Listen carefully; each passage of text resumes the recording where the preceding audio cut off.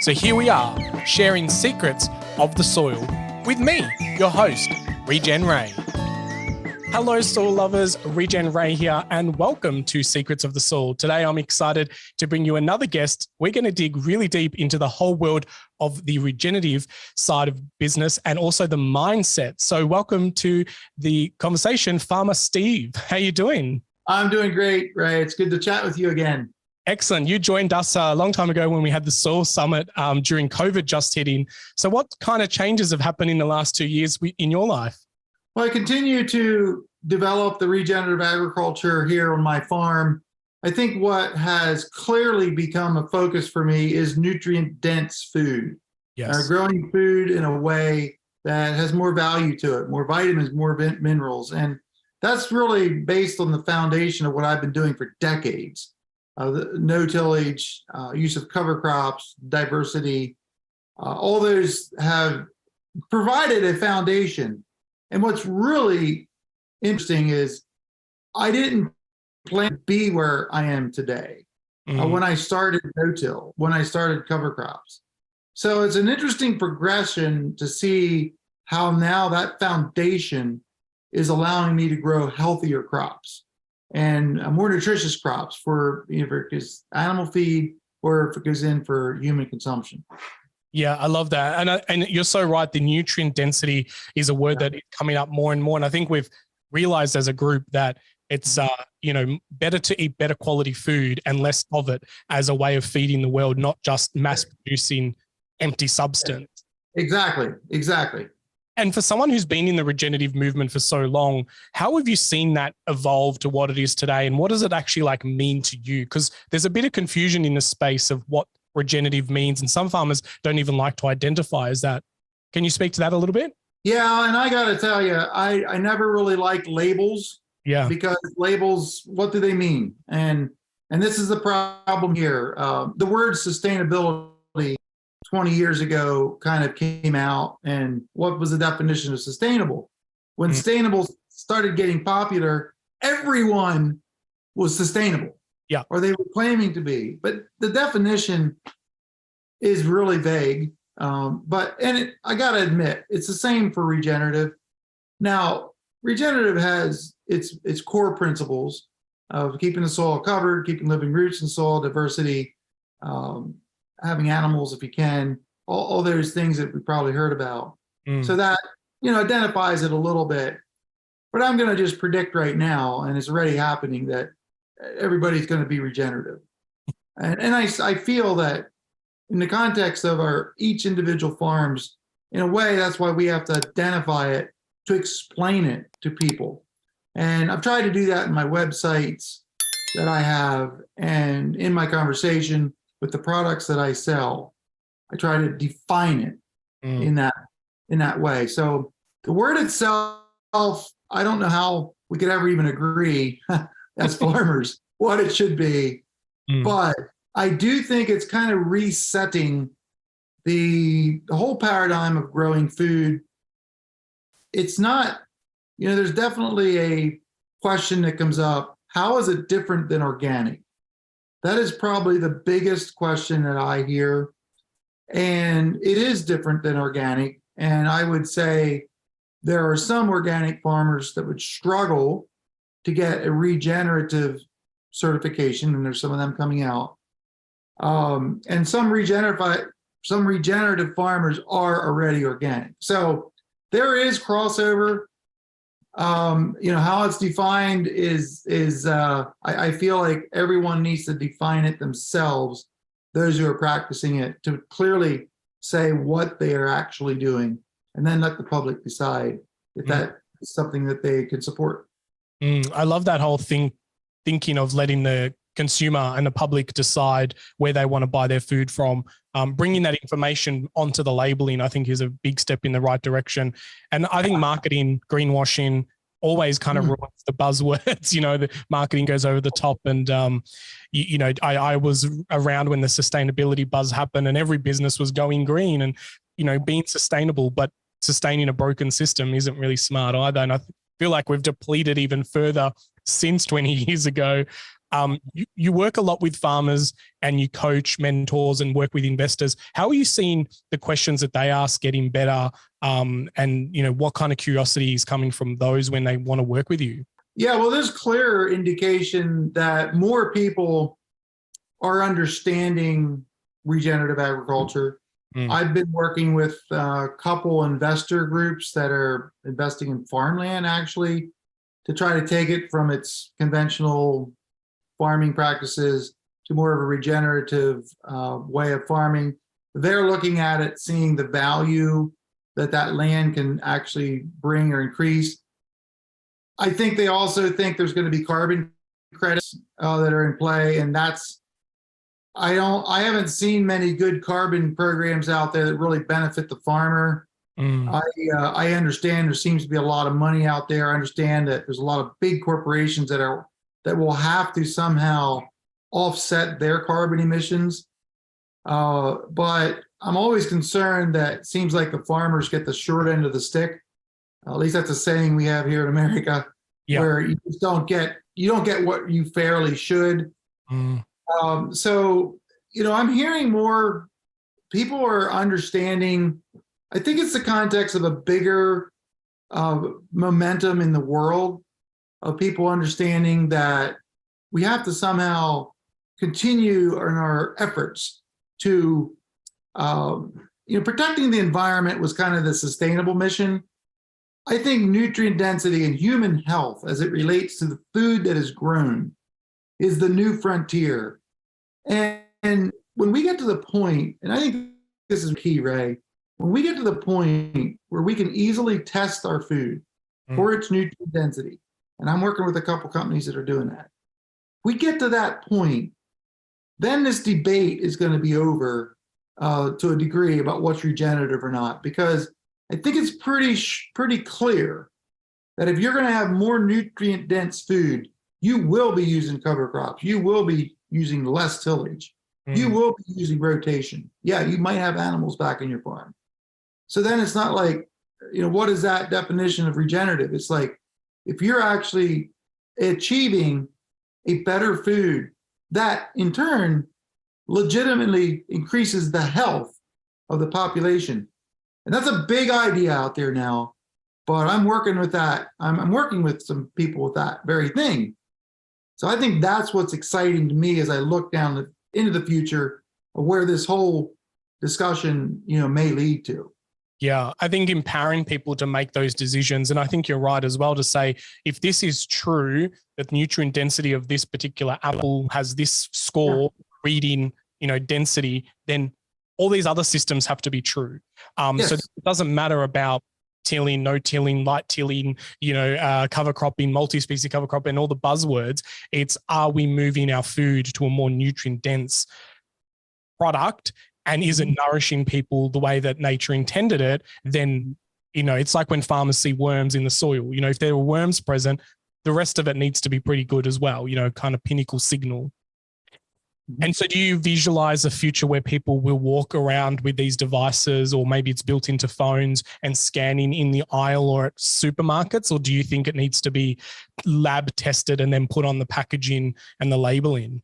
Well, I hope so, that it's consumer friendly and affordable, but gotta admit, I'm either having trouble with patience, or it's just taking longer than I thought, because some of these devices have been talked about for more than 5 years. Yeah. And in the context of developing them, it's not going to happen anytime soon. I'm of the opinion now it's going to be a couple years till we get anything that is reliable, consistent, and portable. Right now, we can send stuff to the lab. It's expensive. It takes time. The technology we have today is not friendly to achieve what we want to. So to answer your question, yes, I'm going to say I certainly hope so, that we can have some devices for that. I mean, I've been testing some here, but I just got to tell you, they're not consistent enough yet. Yeah. So I do know that I think there's been this has become, I guess you would say, serious enough now that there's some big money starting to flow into this. And that's partly what it's going to take. I think it's taken a lot more capital than what some of the original people thought it would. So I'm hopeful, and I'm a biggest cheerleader, but I'm not a techie, so I can't figure it out. But Yeah. but I'm hopeful. So because I think it will be a game changer. Yeah. I remember coming into this industry thinking, there's a use for QR codes. This is before COVID. So QR codes, especially in Australia, were not big, and no one really knew how to use them. And, I said, God, surely we could just put, a QR code on labels, and people can scan it with their phone and see the farmer profile and, meet the farmer in the aisle. And that was like 5 years ago, going on podcasts and talking about it, and then discovering these devices where I'm like, wow, we can. And I'm frustrated and impatient as well, because for 5+ years I've been very similar to you, where it's like, come on, I want these devices in my pocket so we can actually start validating and verifying the claims on the packaging. I think, testing the food itself rather than relying on the packaging and the label is the best source of truth. But meeting the farmer and knowing their values and, choosing who you want to buy from, I think is really important. Being really connecting, that story and being really involved, and even giving farmers the ability to talk two ways with their customers, which some do at a farmer's market, but it just can't scale. Yeah. What when you're meeting with these farmers and people who are wanting to go down the regenerative pathway, what seems to be the blockages, or what stops people from going all in? Well, first of all, it's the same things we've been talking about with no-till 30 years ago, cover crops 20 years ago. It's just the education to how to do it. And I think that's the key here, to educate farmers. And that's why you have to go to meetings. That's why you have to read up on it. I've said about cover crops, and this can apply to a lot of things, that it's a simple concept, very simple concept. No-till, simple concept, but very complex to make it work on your farm. And part of that is because we simply haven't had any experience. We've had decades of experience of how to do tillage, when to till, when not to till. We've known that. I'm 58 years old, so I used to plow. That was what we did because that's all we knew. My son, who's 26, has never plowed. He's never tilled. And so he wouldn't know how to plow. So that generational change now for him, it's come natural, how to use cover crops, how to use no-till. Yeah, wow. So the educational component, I think, is the biggest barrier. I think getting them, marketing that message then is key in how you do it, because, for instance, I sell CBD, and we put out a questionnaire of different, I think it was about 10 different things. What is the most important to you? And this was the context of buying CBD, but what is the most important? Soil health scored very low. Now, I would have thought that should be one of the most important things, but I'm not the consumer out there who doesn't know everything. So even though people agree to that, and for some people it may be a high priority, but the masses yet don't have that information. They don't have that connection to know that the soil, the way it's treated, the way it's farmed, can make a difference in their food. And so one of the things that I have personally done in the last year is to try to get out and have my message in the general public. I've been on some television stations, and I'm learning how to do that, how to get invited to be on, to be interviewed, and so forth. Because I feel we as farmers need to do a better job of marketing our message to the general public. So that's one of the things I'm focusing on literally right now, and how to do that, how to be effective in the media. I've written some articles that have gotten published in some national type stations and print media here in the U.S. I've been on some TV shows. I want to get on more. So I feel that that story needs to get out, and that will help some of the blockages that we have now, people understanding what regenerative agriculture really is. I think you make some really valid points there in regards to, buyers and consumers won't necessarily know what they're looking for if they don't understand how important the microorganisms and the biology in the soil matter. You know, we get taught that plants have roots and they take up water.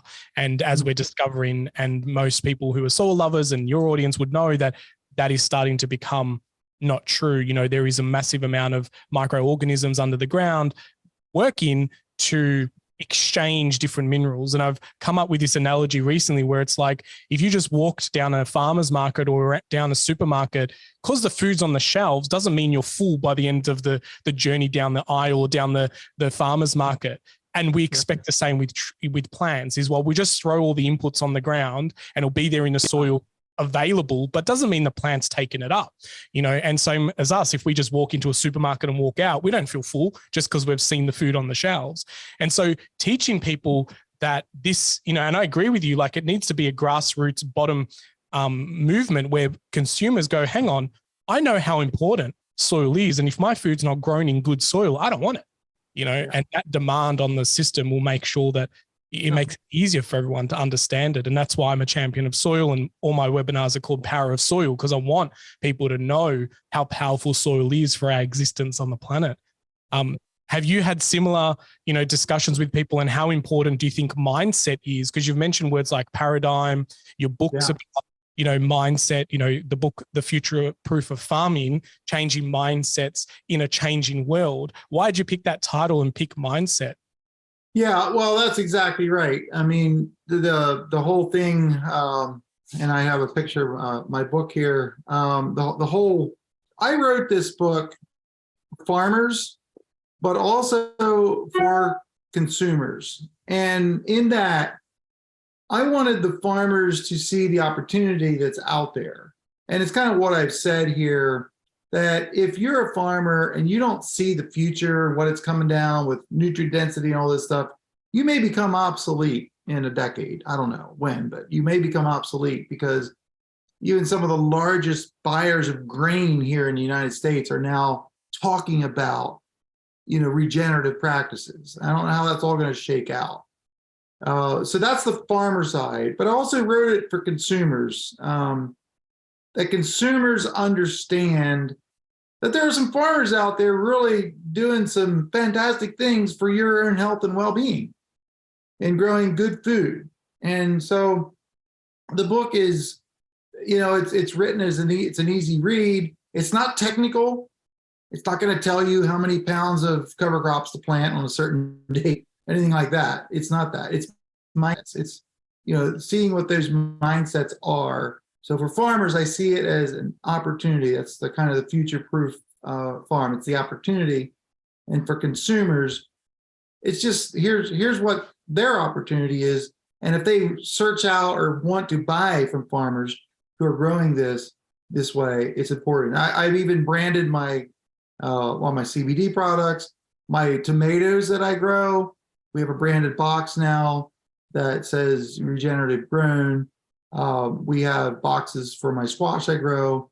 So I've taken it to that level of branding as well. And so, you know, it's a lot of little pieces together here to make this work, to get the message out. And I'm trying to do that the best I know how in my situation. Yeah, I love that whole branding side of it, and getting consumers, even here in Australia, you know, we're starting to see regeneratively sourced and sustainably sourced restaurants where people can come and experience the regenerative journey, and the chef knows the farmer by name and being on the farm. And I love that. But it's premium, it's top end of town, you know, like you need to have deeper pockets to be able to go to these kind of, you know, fancy restaurants. I know. You know, so we need to get it to the commons and, you know, get everyone really understanding and tasting the difference and feeling full and more nourished after those type of meals. Yeah. Do you feel that with like your kind of branding, do you worry that anyone can just put the words regenerative on a box? Like there isn't, you know, and I've had guests, and I'm not sure how I feel about it as well in regards to certification or verification. It's a big debate in the space because we don't necessarily want it to go prescriptive, like what's happening in the organic, you're in and you're out, which these kind of frameworks need. What are your thoughts on this kind of framework and certification and verification maybe?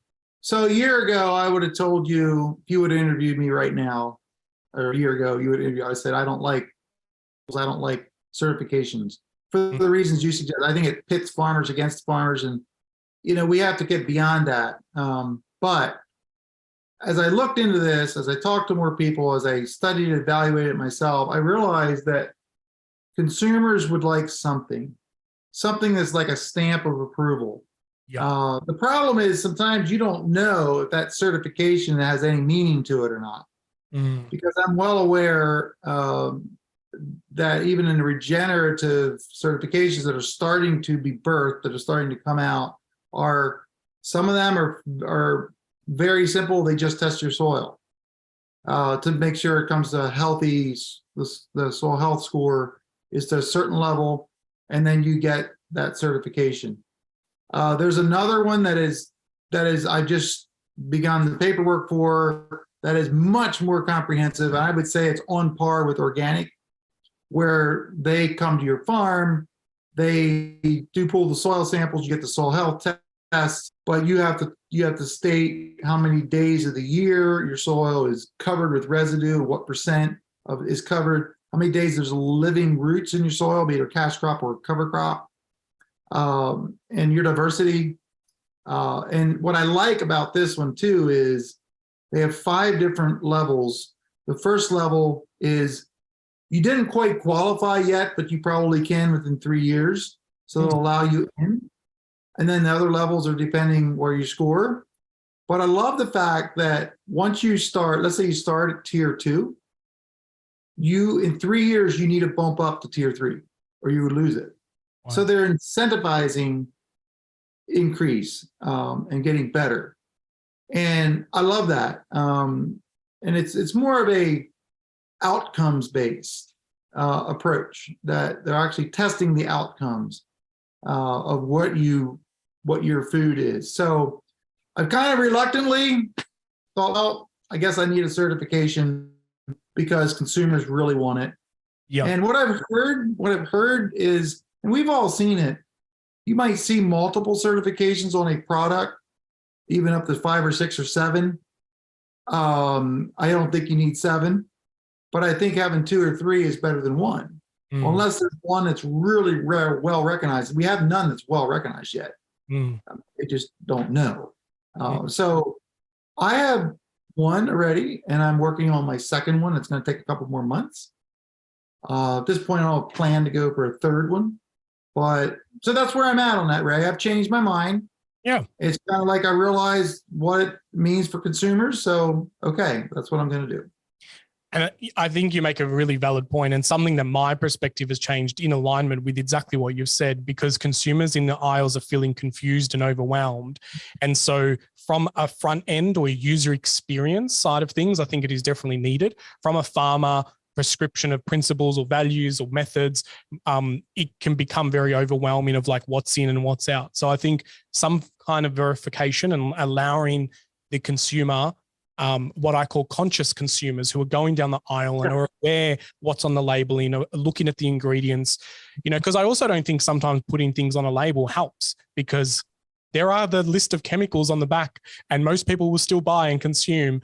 Doesn't matter what sophisticated words and words they can't pronounce on there. So, you can call your company the Natural Green Company and it seems green and natural, but you could be not that green and natural, Oh, yeah, like greenwashing is alive and well. I mean, that's one thing that the one I'm working with, it's called Regenerative. They are going to really try to make sure nobody greenwashes their label. Yeah. And that's something that, I'm sure your listeners would totally agree with. That's bad for all of us, but it's going to happen. Yep. It is going to happen. And I think we need to call them out when it does. That's one thing I feel like the organic fail a little bit. They don't call out the people who are fraudulent. And believe me, I'm a farmer. I've heard it. I've seen it. For some reason, that never seemed to make the news, at least here. And I hope that we can keep the regenerative side honest. Now we can't get too nitpicky of agreeing what's regenerative, what's not. But there again, once we get to the point where what's in the food, what the nutritious density is of the food and everything, I think it's going to take away some of the nitpickiness of it. Yeah, I agree. And I think, all too long we've been on the wrong side of the conversation of like, what can farmers do and not do? But I think it is very much about empowering the consumers and the buyers to make better decisions and empower them to feel informed and making, in the aisle decisions, I think that they trust. Because even, we've got the Made in Australia logo, and within months, people realize that if you bring the appliance without a plug, they're classified as parts. And if you put the plug on in Australia, you could call it Made in Australia. Humans are always going to innovate and find the loopholes, Yeah.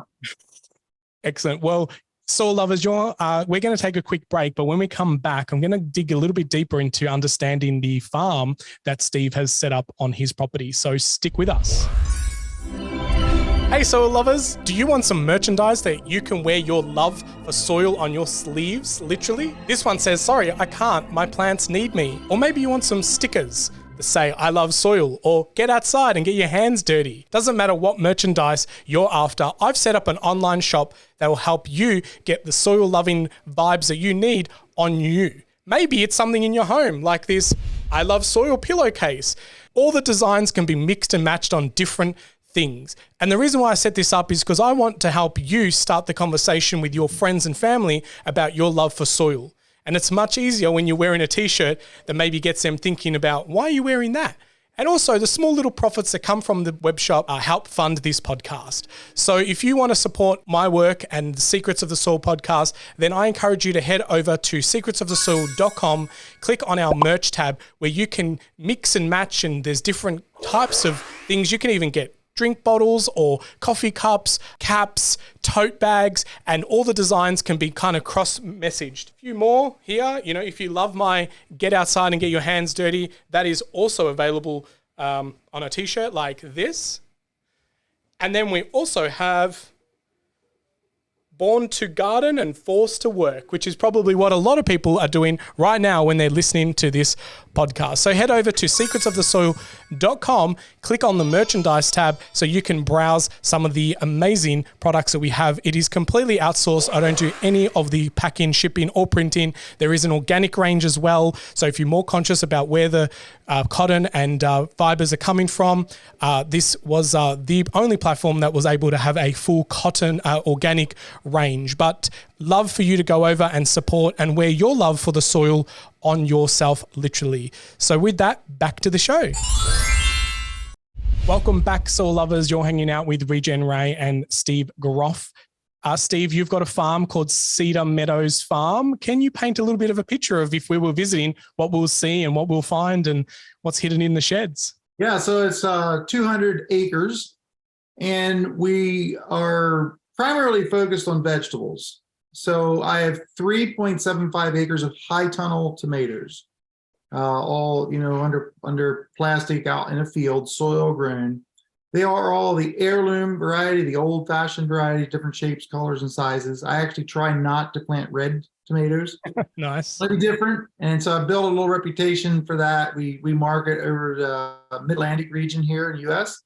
And I also grow about 50 acres of pumpkins and squash and fall decorative items, gourds, and anything you can imagine. It's really a market that is really developed here for the fall season. And it's just, last year I planted over 100 varieties. And it's like, the more weirder it is, or the more unique or different, kind of the better it is. So that's why it becomes a little addictive every year, trying a new variety of something. So the other thing is we plant about 20 acres also of hard squash that are edible. So for the fall. And then I have some small grains that we plant to sell the seed for other farmers to be used as cover crops, a little bit of corn. So that pretty much rounds out my 200 acres. As far as what is in my sheds, it's not a lot because I've been a no-till farmer since 100% no-till since 96. Wow. It's been a while. So we got, a planter that plants our corn, and then we have another planter that plants our pumpkins. We have a roller crimper, and also a water wheel type planter to plant our tomatoes in our high tunnels. By the way, my high tunnels are no-till, and we use cover crops in there. That's maybe another topic for another day. But so yeah, everything's no-till, cover crops. It's been that way for a long time. I started no-till 40 years ago, 1982. Wow. And never in my wildest dreams did I think it would end up where I'm at. I just did it because we have slopes, hills, and when it rains, the water would wash ditches. And some years we couldn't cross the ditches to harvest our crops. We had to fill in the ditches just to get our machinery across to harvest. And that's the only reason why I went to no-till. Wow. And that was before the term soil health was even a phrase. Yeah, absolutely. How far we've come. So I'm curious, like, because obviously this is like pre-internet, you're like kind of out there doing it on your own, and you think, oh, well, I'm going to stop tilling, and you never thought it was going to get to this point, which is quite amazing. And so what was kind of the feeling around the town or in the community when you started doing this a bit differently? Well, I wasn't the first one. No, okay. There was at least two other farmers who had been trying it, maybe three, before I did. And the one farmer, I heard him speak at a meeting, and it was brand new thought to me. And I thought, wow, I got to look into that. So I did. And at the time, I had to convince my dad, because I was just out of high school. Okay. I had to convince my dad, but I'm sure many of you soil lovers can relate, right? But I convinced my dad, and we bought a no-till planter. But then, we had the normal problem, and we didn't have hardly any options for the planter, like row cleaners. I actually built my own row cleaners. I wish I would have kept them because they would be like a museum piece now. But when we finally row cleaners were made commercially, we bought them and scrapped the other ones that I built. But anyway, that was the way it was back there. Now there's so many attachments available, it's confusing for farmers to know even what to use. So yeah, it was just there. And then we started talking to a couple other farmers, and then it was the mid 90s where I started getting involved more in cover crops, and then started doing some research with local university. And in 1999, we had a drought here. Not by Australian standards, but it's dry for us. And we saw a 28 bushel yield increase where I'd planted corn, where I'd planted cover crops the previous 4 years. Wow. So I've never asked the question since that, do cover crops pay? So I was fortunate enough to have research on my own farm that, then it turned to, oh, I just need to maximize this. And then it was soon after I was introduced to a radish that turned into the tillage radish that I developed. And I know there was some of them planted in Australia and literally around the world. So that's a quick story of my history of, how we got started way back then and, up till, like I said earlier, what we're doing today. And so with soil lovers that are listening, you may have planted that seed for them, might be the first time they're hearing about this particular process, as you were a long time ago. Are you happy the fact that people are starting to catch on to this movement? How does that make you feel now, seeing the progression over the many, many decades? Well, it's a feeling of satisfaction. Again, I never start out with a goal that I'm going to influence a worldwide movement. And I had my small role to play in that. It wasn't just me. That wasn't something I ever kind of thinking of doing. It just kind of happened. And those of you who are soil lovers understand, we just do it because it's in our heart. It's our passion. And, there's been some failures along the way. I've had failures. Matter of fact, I got failures every year. And that's just, I'm comfortable with pushing the limits. Not to the point where it's not financially or it's too risky, but to try things. And so that whole thing is important for people to understand when you're trying a new concept. How do you approach something new that someone else may have totally figured out. You hear them speak on it, you listen to a webinar, podcast, whatever, you're all excited about it. But there's never enough time on a podcast to really say all the nuances that make that work. That's why I said cover cropping, simple concept, but very complex. And I'm feeling right now, because I'm like you were saying earlier, Ray, about the microbes. I feel like I'm in kindergarten. And we were meeting here last 2 weeks ago, where we were looking at bacteria and fungi underneath a microscope. I'm like, I got to get a microscope. So, that's kind of where I'm at now, diving into the underground and really understanding what's going on there. And how can I make my own compost tea? How can I, provide the good habitat for the fungi, bacteria, and all that stuff? I know the no-till, I know the cover crop part, but how can I take it? And the next step, the next level, is really where I'm at right now and trying to figure that out. And that's a really good point. It doesn't matter where you are on that education wheel. Like, you went out in the field and no-tilled, and you didn't even ask, does it work? Because you just saw that it did work. And then you started discovering this underworld, microbe world, and got a microscope. Some people get the microscope first and they look at the little critters and then go out into the paddock and get the farm afterwards. And I think that's what's really cool about this movement is it doesn't matter where you are, as long as you're thinking about how do you make soil better today than what it was yesterday or last year or 10 years ago, then it's kind of in the right direction. You've mentioned tillage radish a couple of times. Can you explain a little bit more about that? Like, is this actually a radish that you use to help till the soil? So, well, it's a long story. I could probably just write a book on that. But the idea was brought to me by Dr. Ray Weil from University of Maryland, who was doing research here in my farm. He had seen radishes used in Brazil to suppress nematodes, a certain kind of nematodes in soybean production. So he thought, we ought to try that here. And he didn't have accessible the seed here, the same variety they were using. So he just started getting different radishes, and he asked if I'd be willing to cooperate in doing that. Of course, that was right up my alley. And when they were planted here on my farm in 2001, I just thought they were kind of unique. They were kind of cool. But what caught my attention was when I planted corn through the plots, and we had tested various brassicas, where these radishes were the type radishes with the long white tubers. The ground was more mellow. It was softer. And I noticed that. And so I asked him if that was the case elsewhere. He said it was. When we took it to yield, because we did yield checks, we had the highest yield in those plots. And he said they did in the other places as well. They were in about 4 other farms. So that was year 1. Year 2, we repeated it. And then it really got my attention. I thought, I think there's something here. Then we were wondering which is the best radish. So I took it on myself then, and I think I figured I got 17 different radishes that I planted. So we had all these little strips. And then what we did is we planted through, and we took the yields of our corn. So we were basically trying to which one gave us the highest yield. That was our parameter. And we found out that the ones with the slender tuber and the long taproot gave us the highest yields.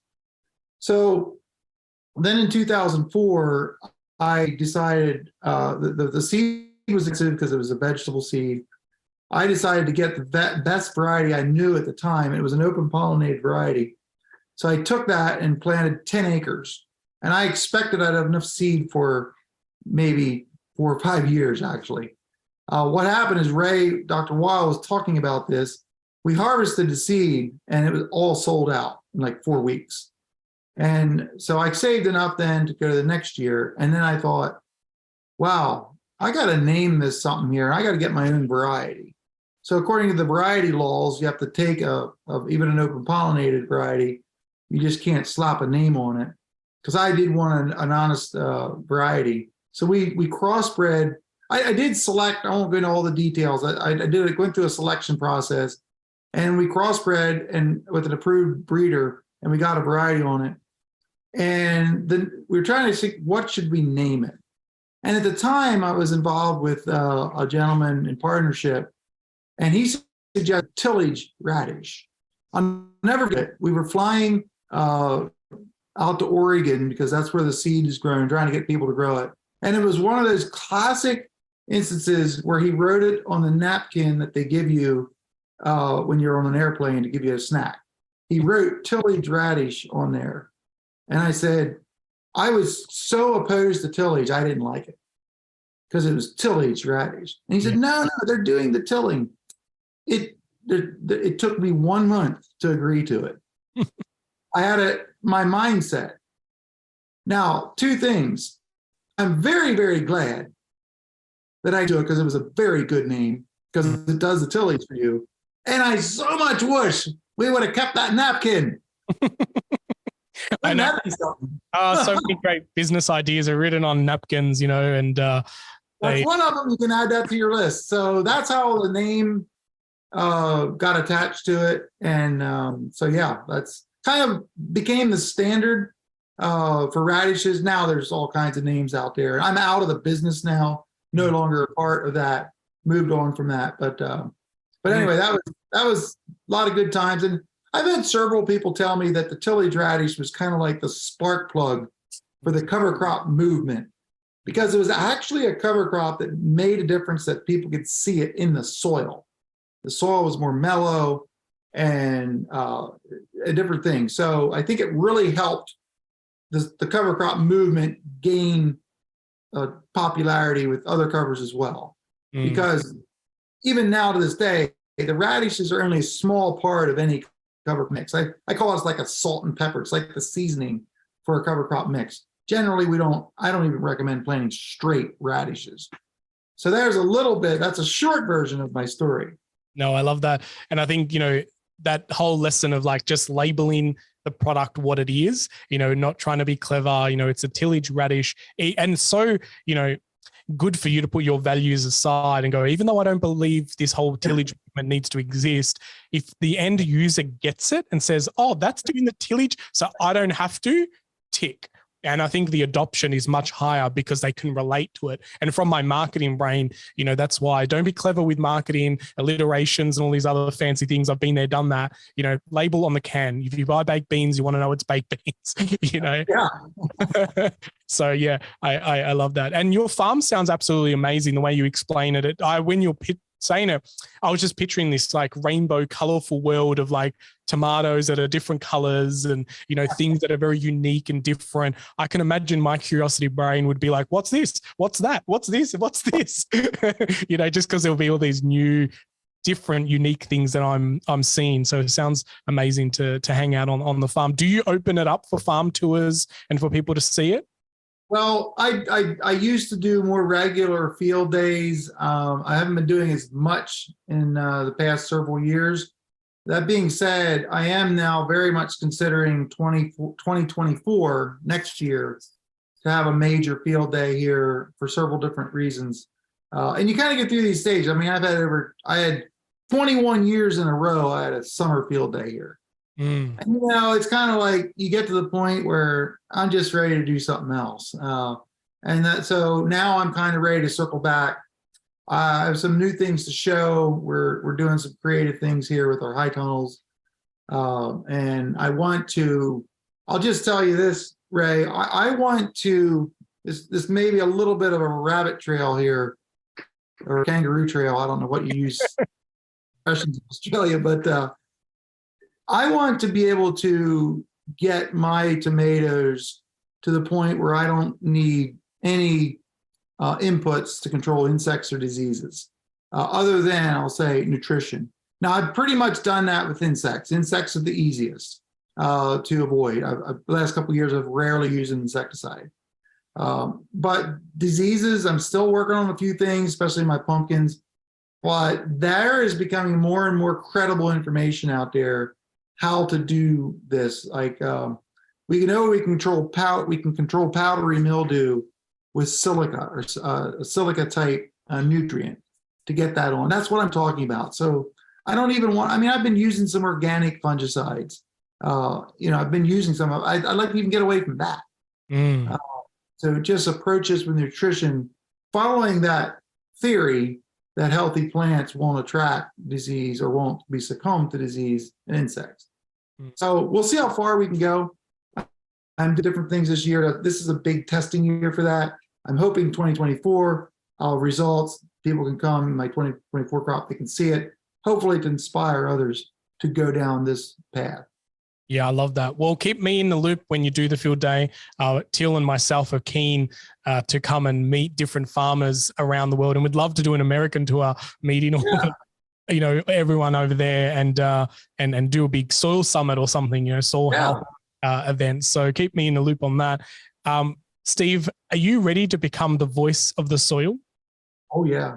All right, let's do this. So you have become the soil, you've embodied its power, and you have a mouthpiece. What would you say to us humans on the planet as the soil? Leave me alone. Just leave me alone. Let me just be here and be a home for the microbes and the earthworms and the plants. Feed me with diversity of plants. Allow that sunlight to the exudates that come in and feed the microbes. So leave me alone.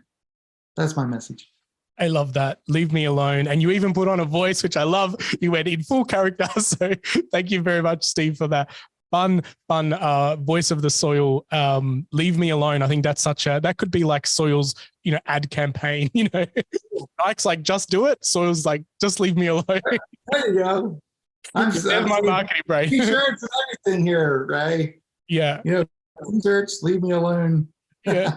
Yeah. I love soil. Leave me alone. And I think that's really interesting, because I think as my observation, we feel that in many systems, humans can be smarter. We try to outsmart the system. We try to control, pull the levers, and maybe it's true for some quick wins, the green revolution, NPK, very green leaves, depleting soil. No one was looking there. No one was doing the research. And then 20, 30, 40 years later, we have these massive depletion, soil erosion, droughts, floods, and every other possible, devastating kind of reaction. So I think leaving alone and just letting Mother Nature do what nature does best, and letting the soil thrive untouched and pure. And they're starting to research a lot of those forests that are untouched, and the microbes. Zach Bush, a big person, he's studying those soils to see what are the microbes when no human intervention has happened, and amazing stuff. Mm-hmm. And can we grab some of that and inoculate it around the world and let the microbes come back to life, through it. But I think some soils have gone way too far, and we really need, soil stewards to come back and regenerate them and bring the life back. The old system was abandoned. If I can just add one thing, I'm trying to do that here on my farm. I'm getting soil from my woods. Yeah. I'm sprinkling it out in my fields, and especially in my high tunnels. I don't know, but it can't hurt. So that's an idea that I'm trying to implement.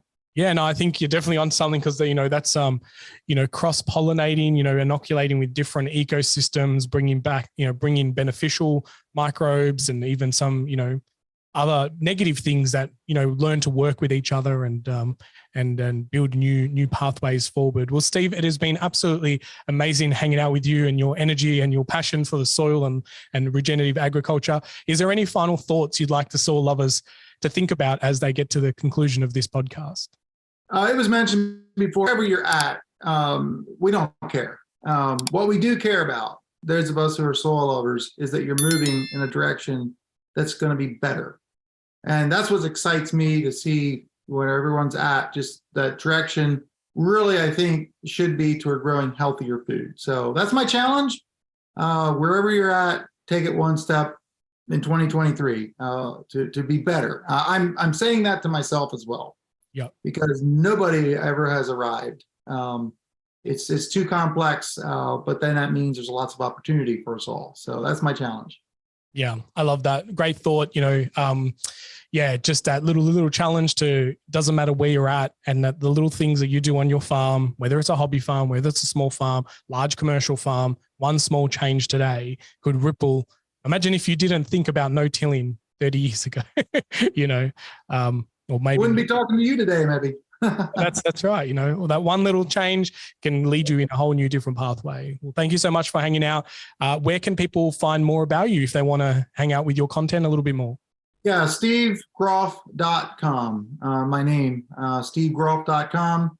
That tells a little about me. If you're intrigued with my CBD business, but maybe you want to look into how I'm marketing a regenerative agriculture message, that's cedarmeadow.farm, cedarmeadow.farm. Even if you're not interested in CBD, that will tell you there's a lot of information there how we're trying to market this message. Awesome. A little bit of inspiration and seeing how the marketing side of it works. And as for the soil lovers, whether you're listening or watching, the links will be around the description. So make sure you go check them out. And even just searching Steve Groff on YouTube, up will come a lot of different video pieces and content that you can indulge in. I do have a PDF version because shipping's a little expensive to Australia. So PDF version, if you're interested in my book, that's probably the best way to go. Yeah, awesome. Thanks so much for that, Steve. Soil lovers, there you go. Another conversation where we dig deeper into this wonderful world of soil. Thanks, Steve, for coming along. Well, soil lovers, until next time, make sure that you get outside, get your hands dirty, keep digging deeper into the wonderful world of soil. I'll catch you on the next show.